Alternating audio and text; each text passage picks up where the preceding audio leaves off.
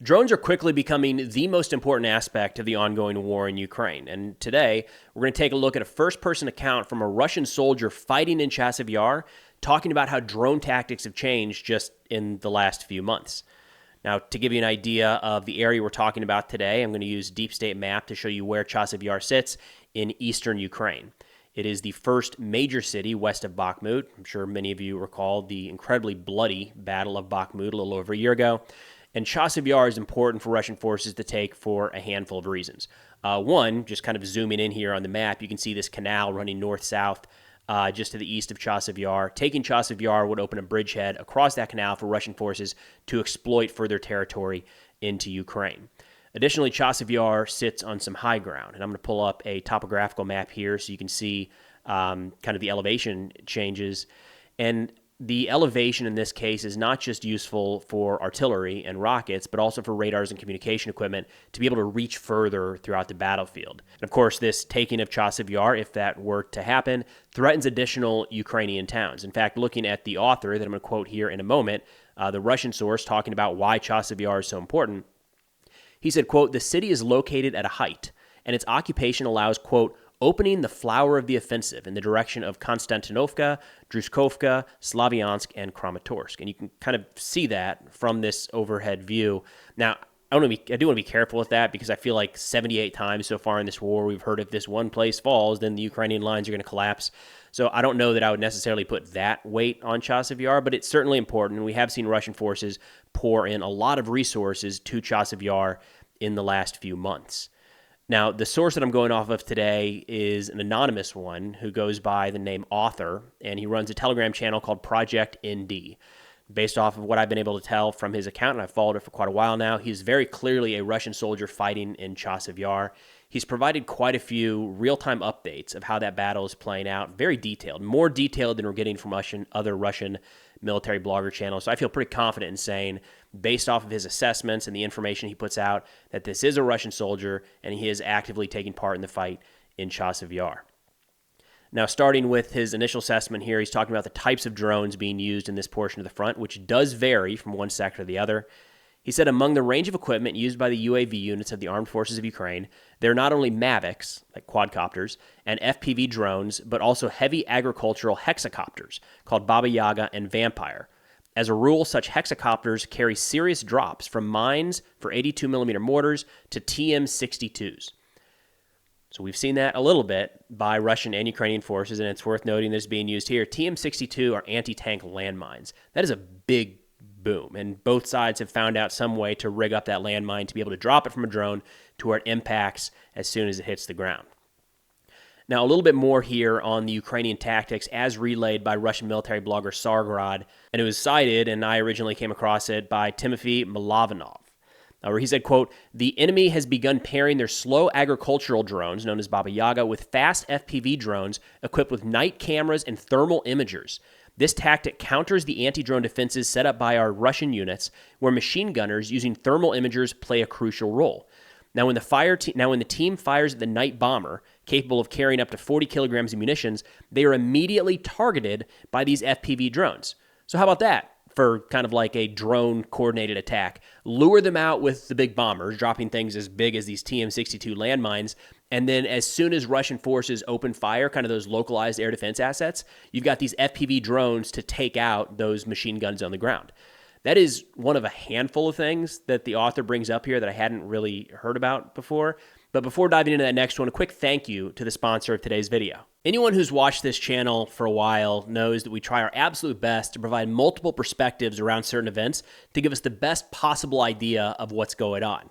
Of course, that's easier said than done. Not very many people have the time or the resources to sift through dozens, even hundreds of articles covering the same subject, but with the flood of information that we're facing on a day-to-day basis, that's kind of what it would require. So I'm happy to partner again here today with the best tool that I have found to help you navigate our chaotic information space, Ground News. Ground News breaks down topics to show you how they're being covered from organizations historically on the political left, right, or center. Then they even provide a factuality rating, again, based off of the publication's track record. Take, for example, this recent coverage around the congressional report on the Afghanistan withdrawal that was released on September 9th. So we've got 105 total sources, and you can choose to select options from the left, right, or center. And then my favorite feature here, or one of my favorite features here, you can hide the paywall articles. That is always so annoying, right? You're interested in a topic, you find a good article, you click on it, think you're going to read it. Just kidding.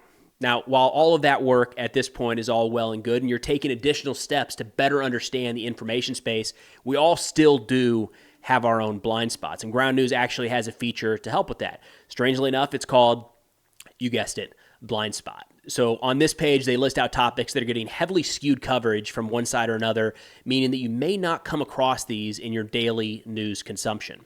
So again, I've worked with Ground News in the past, and I'm happy to continue spreading awareness about their product. I mean, look, this digging into stories from multiple angles is kind of what I do all day, every day, and I haven't found any other website or app nearly as effective as Ground News. So if you want to start seeing through media bias, use my link ground.news/Preston or scan the QR code on the screen for 40% off a Vantage subscription. And moving back to the author, he said the number of Mavics, again, those quadcopter drones, and FPVs is simply innumerable. A trip to the toilet is accompanied by the beeping of a drone detector and the buzzing of the drones themselves.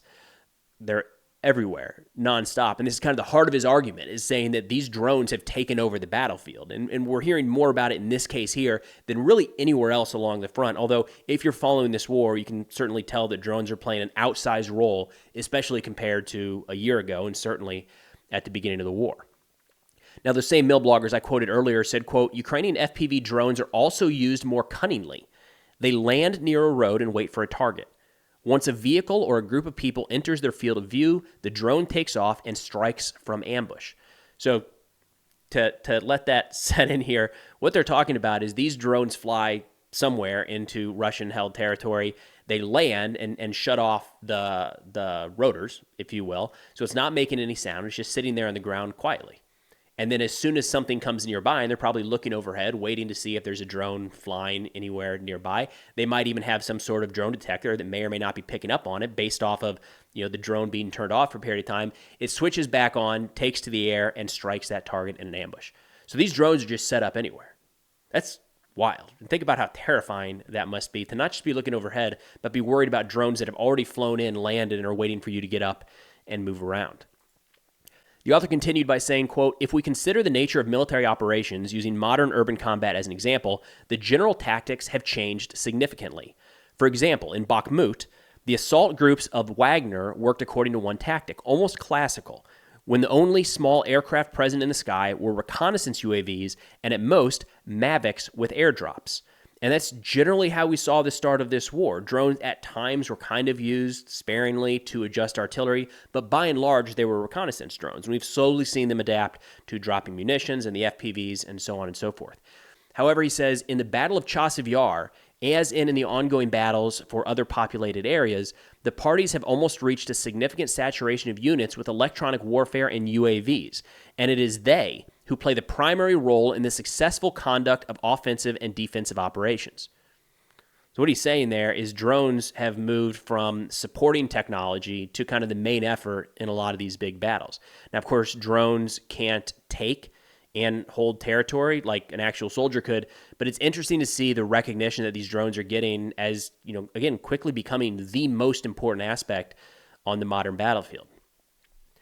The author says, quote, due to the above-mentioned nature, assault and defensive groups prefer to take cover mainly in basements and dugouts in order to protect themselves from the huge number of birds that fill the sky. Despite this, assault work and close-fire contacts are still present. For example, frequent fire contacts occur in forests, where drones have a hard time getting to because of dense vegetation, or when storming and clearing buildings, but the priority in this war, at this stage, remains the sky. So I think this is kind of interesting that with all of this drone technology and new innovation, thick vegetation or overhead tree cover can be enough to kind of damper their use entirely. And I think we've seen that at times. But I wonder if this is one of the reasons that we're seeing Ukraine recently start to employ some of these thermite dropping drones, just absolutely terrifying. But those are burning out vegetation over Russian positions, and if that vegetation is preventing Russian or Ukrainian drones from getting in the first place, once it's removed, you got to think that those Mavics and FPVs kind of have free reign of attacking those Russian trench lines.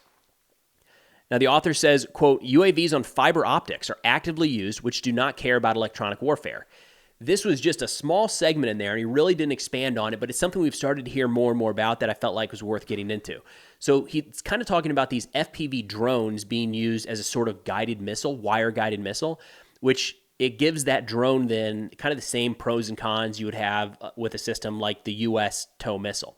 So the positive there is that it essentially can't be defeated by electronic warfare, and electronic warfare, as the author mentioned, is just blanketed over so many areas at the front. So it's more secure, unlikely that it's going to be jammed and knocked out of the sky.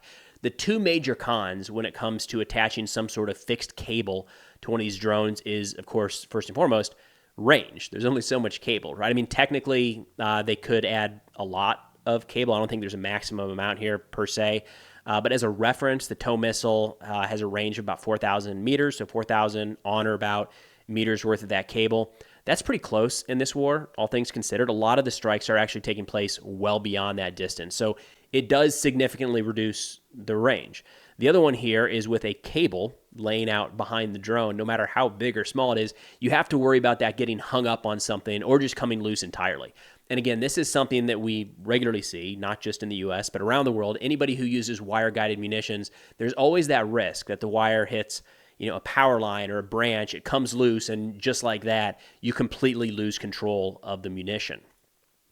The author says, quote, "It is important to understand that today the general tactics of combat operations have slid into approximately the following format: reconnaissance drone, then artillery, then attack drones."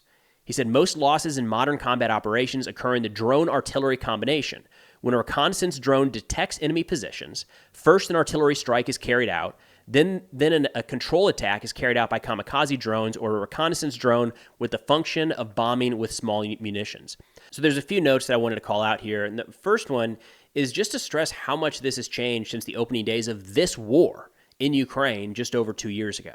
Right at that point, when we heard drones, we were thinking of the Bayraktar or the Orlan military-grade drones that did have some degree of air-to-surface weapon system and was doing reconnaissance for sure, and at times was helping to adjust artillery on enemy targets, but nothing like we're seeing right now. The author is saying that these drones are going up exclusively with the idea of identifying enemy targets, relaying that to some sort of artillery, tube or rocket artillery, to engage that target. Then the next stage of this is these drone drop munitions or FPV drones used to kind of clean up after that initial strike. So any sort of drone drop munition, essentially, you can assume is going to be smaller than what artillery or rockets could fire onto the target. So the big bombs hit, and then the precision-type munitions take over and try to clean up whatever's left. Now, it's worth noting as well that throughout this entire assessment, glide bombs weren't mentioned at all. And these are the very large 500, 1,000, 15 kilogram bombs with glide wings and a GPS-type navigation that Russia is using very effectively against Ukrainian positions all across the front, including in Chasiv Yar. But when looking at this example of how drones and artillery and striking Ukrainian positions is playing out, glide bombs wasn't a part of that. Now, since the author's thread here is really focused on small unit tactics, my read of that is essentially that glide bombs are not being used, at least in his sector with his unit, as any form of close air support, but instead are used to strike more like pre-planned targets. What I mean by that is that the drones and artillery might be organic to the commander on the ground, or at least a close working relationship to where he can pretty quickly call up the artillery unit or a drone unit and say, strike this target and it's going to happen. Whereas relying on the Air Force is on the Air Force's schedule. Maybe a whole nother level when it comes to the chain of command. Striking targets there that have to be identified and called out and resourced days, maybe even weeks ahead of time. And that kind of makes sense. We really haven't seen much in this war in terms of Russian aircraft kind of loitering near the front, even in Russian territory, and then coming in for attacks, essentially like we use close air support in the United States military. Instead, most of the aerial attacks have been aircraft taking off from inside of Russian territory, loaded with glide bombs, flying near the front and dropping their munition and then returning home. That likely means that the targets that they're engaging with these massive munitions are set before they're taken off rather than some sort of dynamic targeting. So for the average Russian soldier on the ground, they're probably seeing those glide bombs impact day in and day out, but it's not necessarily hitting objectives that they're in the process of assaulting. So anyways, pretty interesting innovations, I think, called out by the Russian soldier here that I thought were, at the very least, worth walking through. But that's all I got for now. If interested in this or other national security subjects, be sure to check out our reader-funded publication called Between the Lines, which is linked in the description below. But thanks for watching, and I'll see y'all next time.